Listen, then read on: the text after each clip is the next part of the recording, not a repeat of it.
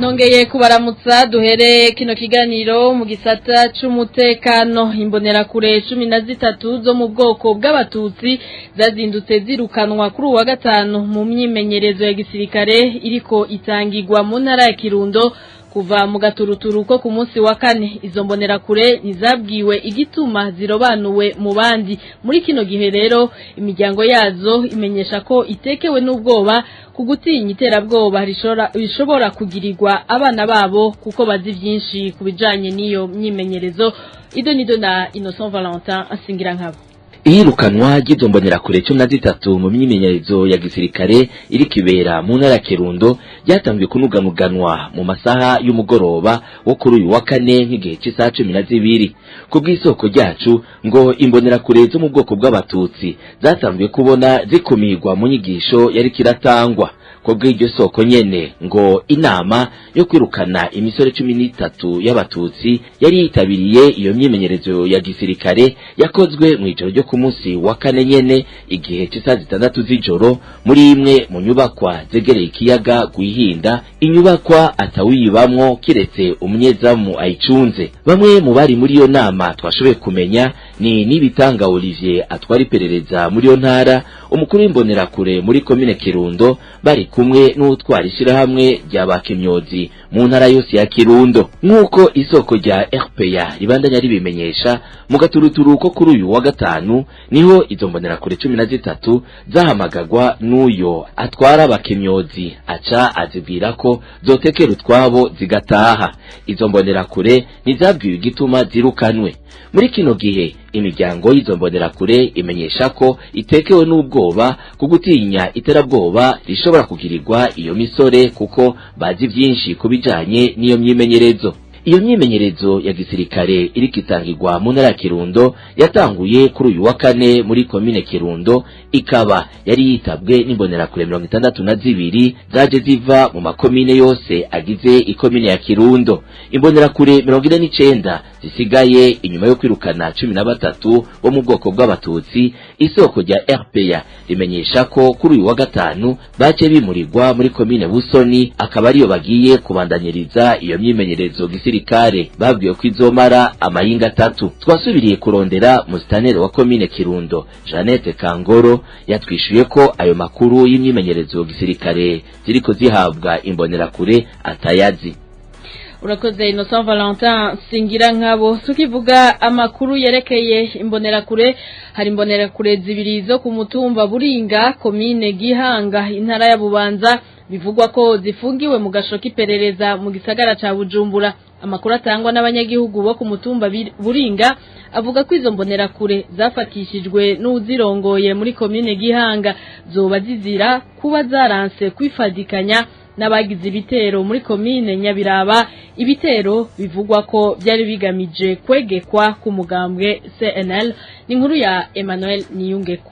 Izo mbonerakure zibiri bivugwa ko zifungiwe mu gasho k'iperereza mu gisagara ca Bujumbura ni Jean Claude Hakizimana batazira nuni abakwibarabara rya gatandatu ku mutumba Buringa muri komine Gihanga. Amakuru atangwa n'abanyagihugu avuga ko yahamagawe kuri telefone mw'ijoro ryo kuwa 26 ruhuhuma n'uwitwa Ciza arongoye imbonerakure muri komine Gihanga. Umuryango urarindira ko ataha urahebura kwigenekerezo rya kane ntwarante nk'uko ayo makuru abandanya bimenyesha ngo niho baronka amakuru avuga ko Jean Claude Hakizimana batazira nuni yo bari mu gasho k'iperereza mu gisagara ca Bujumbura. Ni kuri iryo genekerezo rya kane nyene haca hafatwa imbonerakure Jean Paul Savyimana batazira Savye nawe nyene wo ku mutumba Buringa. Uwo ngo yahamagawe mu gitondo n'urongoye imbonerakure muri komine Gihanga amubwira ko bohurira ku biro vya komine. Bikavugwa ko bose uko ari babiri boba bafungiwe mu gasho k'iperereza kari hafi ya Katedrale Regina Mundi. Umwe mu mbonerakure zo muri komine Gihanga aratubwira ico boba bazira. Ico bazira ni inama yabaye igenekerezo rya 24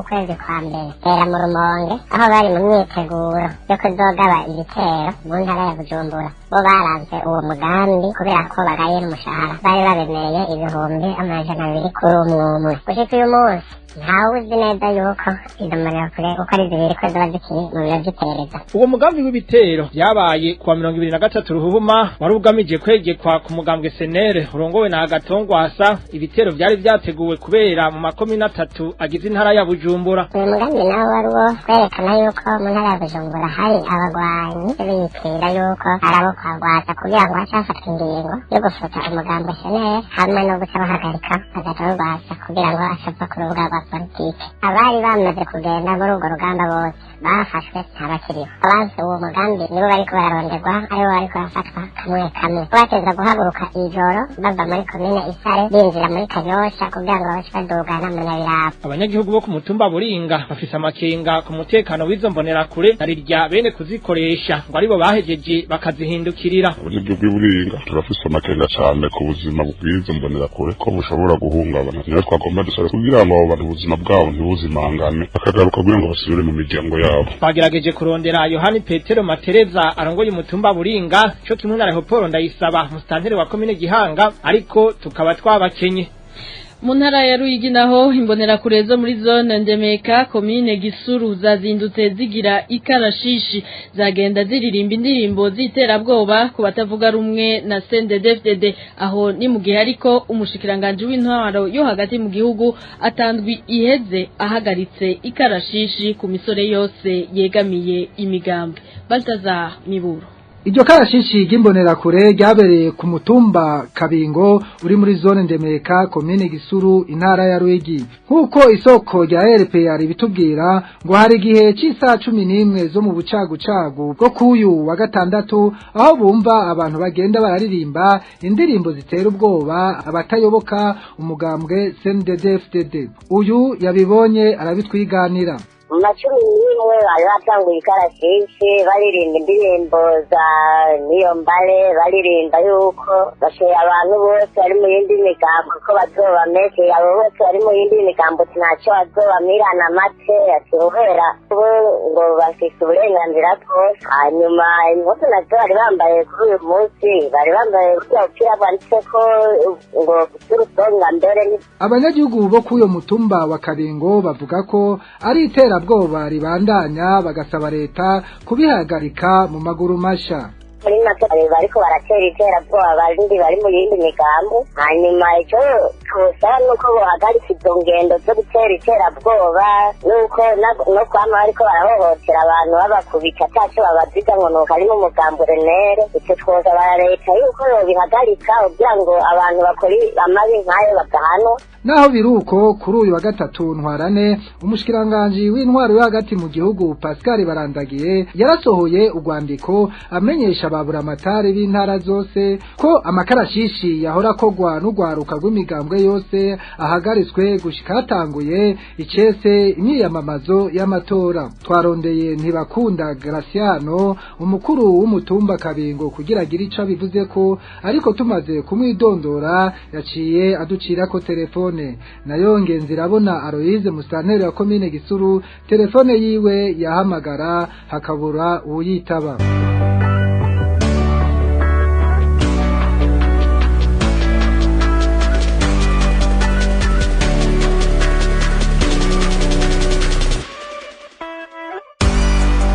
Tubandanyirize ikiganiro humura Burundi mu gisata c'agateka kazi na muntu. Abanywanyi batandatu b'umugambwe CNL barahagaritswe na musitanteri wa komine Rutovu mu ntara ya Bururi kuri uyu wa gatatu. Abo bayoboke ba Gatongwasa bagirizwa gusambura ingoro y'umugambwe CNDD-FDD yo ku mutumba Ruringanizo aho nyene muri komine Rutovu. Ivyo bo bahakana bakavuga nyabuna kwiyo ngoro yasambuwe n'imvura. Idonido na Rachel Kagisi. Abo banywanyi b'umugambwe CNL bafungiwe mu gasho kaho bita Mukato muri komine Rutovu.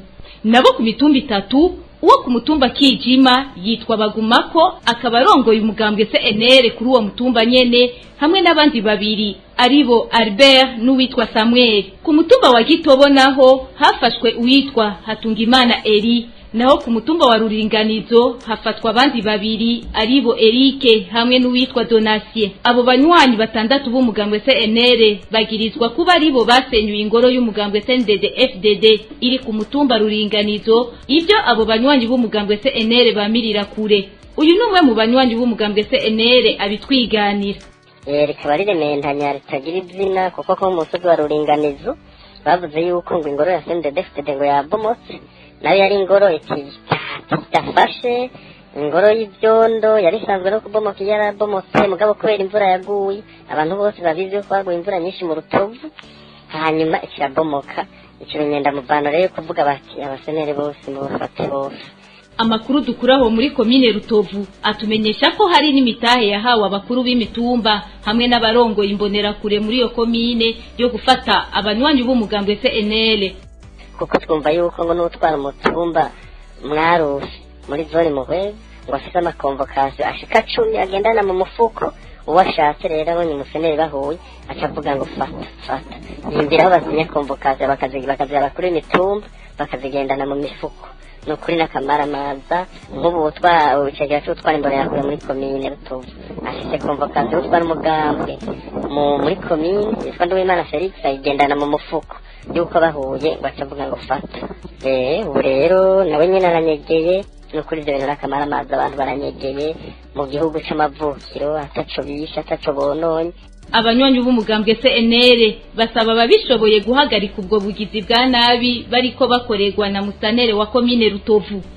Nakamaramaza ari tumwe na mustanere wa komine Rutovu ndayitwaye koja agashakoresha inyamiramabi yitwa Anatole.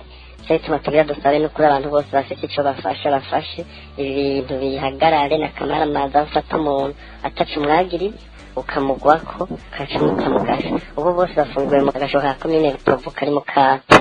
Ego nivyo biriko biraba ego turasabwa bijejwe bose ko ikintu bafashe ibyo bintu bigahagarara. Turondeye Jean Gayitwaye ko mustanere wa komine Rutovu ngo agire icyo ashikiriza kuvyerekeye abo banywanyi b'umugambwe CNL bafunzwe yemeye ko azi babiri gusa bafunzwe bagirizwa ko aribo basenyuye iyo ngoro ya CNDD FDD ngo kuko bafatanywe itonga ry'amatafari yo kuri iyo nzu ibyo abo banywanyi b'umugambwe CNL bamirira kure. Urakoze Rachel Kagisye tugire ko n'amakuru ajanye n'impunzi hari iterabwoba ririko rigirirwa impunzi z'abarundi zahungiye mu ikambi y'Imaheba mu gihugu ca Zambia. Izo mpunzi z'abarundi zivuga ko iryo terabwoba ririko rikogwa n'abanyarwanda bahunze inyuma ya genocide yabaye mu gihugu cabo ngo bategeka gutaha iwabo kuko ataco bahunze. Ni inkuru ya Vicky Chris Ninteretse. Abo barundi bahungiye mu ikambi y'impunzi ya Maheba bavuga ko bahagaritswe umutima n'akagwi k'izindi mpunzi z'abanyarwanda babana muri iyo kambi. Izo mpunzi z'abanyarwanda ngo bariko batera ubwoba abarundi babana muri iyo kambi bababwira ko botaha iwabo kuko ataco bahunze. Arakagwi k'abanyarwanda bahunze kera bahunze genocide muri 1994 kuva kera bari ngaha bamaze kubagaya imyaka myinshi. Akagwi karabuye n'umugabo yitwa Nuruzanisheri ni umuntu w'amacakubiri arengeje aguma dutomatiza dutera ubwoba kugira ngo dusubire iwacu mu Burundi atubwira ko bazotwomora twabateye aho bari barahungiye ngo dutahe dusubire kurwana na Nkurunziza ngo natwe twahuze muri bitanu. Abo banyarwanda baguma bavuza indirimbo z'umugambwe uri ku butegetsi mu Burundi CNDD FDD abarundi bakabona ko atakindi bagamije atari kubatera ubwoba. Aho tuba atena kabare ni kuri sanse ikambi y'umuntu kugira duhane yadukavuza tuzingisha imitima aterwa aravuza indirimbo za CNDD FDD izanuru kandi zankuruziza kuva mu turo gushaka umugoroba twakaguma batamba batubwira badutera ubwoba batubwira tuze dutahe iwacu natwe twahuze Irtu ubwoko bw'abatutsi bahunze kuva 2015 abanyarwanda barabangamiye cyane barongowe n'uwo mugabo yitwa Michel Nkurunziza. Abo barundi bahungiye mu ikambi ya Maheba basaba leta y'igihugu ca Zambia hamwe n'ishiramwe HCR kubafasha ibara ritaragwa hagati y'izo mpunzi z'abarundi n'abanyarwanda bishobotse bakabatandukanya. Iyo kambi ya Maheba mu gihugu ca Zambia imwe impunzi zigera ku 30 ziva mu bihugu bitandukanye Uburundi, Republika Iharanira Demokarasi ya Kongo, Uganda na Angola. Abarundi bagera ku 200. Twarondeye Castro Singelegele arongoye iyo kambi ya Maheba turamukena. Urunani CBDH Vika ruhurikiyemwo abarundi baharanira agateka kazina muntu mu makambi atandukanye ruratera ivyatsi iryo totezwa n'ihohoterwa rikorerwa abarundi baba mu ikambi y'Imaheba mu gihugu ca Zambia.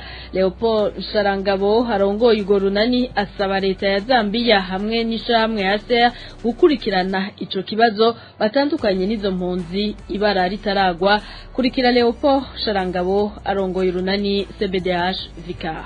Iryo terabwoba niryo totezwa rikorwa n'abanyarwanda basanzwe baratswe stati y'ubuhunzi ariko mugabo bagumijwe baba mu iyo kambi kuva habaye imigenderanire ikomeye hagati y'umuhari FDLR na leta y'u Burundi impunzi z'abarundi n'iyo kambi y'impunzi y'Imaheba zatanguye guhohoterwa. Byose rero byagiye kunyuka kuva mu kwezi kwa 12 mu mwaka uheze 2019 aho abanyarwanda batanguye gukora amakarashishi kuririmba indirimbo ziryoza impunzi, indirimbo ziryoza batavuga rumwe na leta y'u Burundi, bisa n'ivyo imbonerakure zigenda ziririmba mu makarashishi bakorera mu gihugu cy'u Burundi. Tugasaba rero leta ya Zambia ko yohaguruka igahagararira umutekano w'impunzi z'abarundi. Turasaba kandi ko hoba itandukanywa ry'abanyarwanda n'impunzi z'abarundi. Turasaba leta ya Zambia ko yofata kandi kanahana abantu bose bari imbere muri ivyo bintu. Turasaba HCR ko nayo rero yova mu gacerere kiregera leta ya Zambia bakumvikana. Tugasaba rero akarere ka Afrika y'ubuseruko, tugasaba akarere igihugu ca Zambia giherereyemwo, tugasaba n'umwe bwa Afrika gukurikiranira hagufi ibiko birabera muri iyo kambi y'impunzi kugira ngo ejo ntibazokwibuke kubugora basheshe. Yari Leopold Sharangabo harongoye urunani CBDH Vika ruhurikiyemwo abarundi baharanira agateka kazina muntu mu makambi atandukanye y'impunzi. Tuve muri Zambia tuje ubunaho muri Tanzania aho impunzi z'abarundi zirenga 10,000 zari zamenyesheje ko zifuza gutahuka mu Burundi zivyishakiye zahinduye iyo ngingo. Ivyo vyamenyeshejwe n'urongoye umugwi Nyabutatu ujejwe gutunganya itahuka ry'impunzi z'abarundi ziri mu ntara ya Kigoma mu gihugu ca Tanzania. Idonido na Trésor Niyongabo.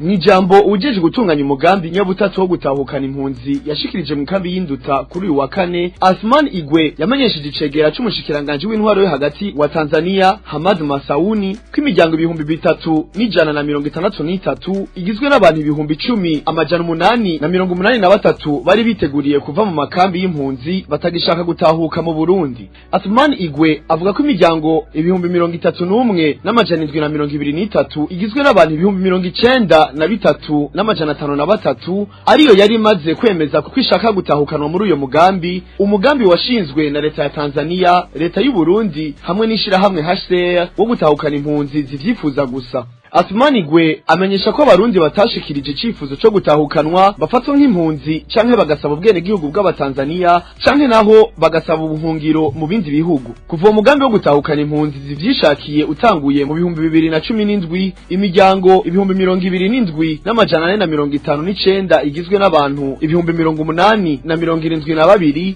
nimaze gusubira mu Burundi. Imiryango 715 igizwe n'abantu 1,247 ikaba yatahutse muri aya mezi abiri aheze. Asmani Gwe abandanya avuga ko impunzi 36,127 bamaze kuja mu bindi bihugu babifashijwemo n'ishirahamwe mpuzamakungu rijejwe uruja n'uruza rw'abantu OIM, aho 200 muri bo bashoboye gushika muri leta zunze ubumwe za Amerika na Australia. Icegera c'umushikiranganje w'intwaro yo hagati wa Tanzania Hamad Masauni nawe yamenyesheje impunzi ko mu Burundi hari amahoro kandi ko Petero Nkurunziza yamaze gushikiriza ko atazokwitoza mu kibanza c'umukuru w'igihugu. Kwizo mpunzi zitegerezwa rero kwitabira amatora y'umwaka wa 2020.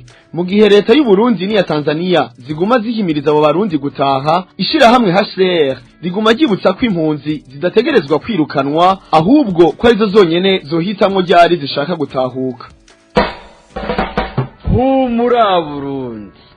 Nkuko mubimenyereye ku misi yose ya gatandatu uyu numwanya w'ikigabane kw'isoko muri indwi urunani rw'amaradiyo RPA Inzamba hamwe n'imbonerashakure Renaissance gwahariye umukenyezi. Ikigabane kw'isoko kiza gushimikira ku kibazo c'ibitigiri by'abakenyezi n'abigeme mu nzego zifata ingingo mu Burundi. Ikigabane kw'isoko mugishikirizwa na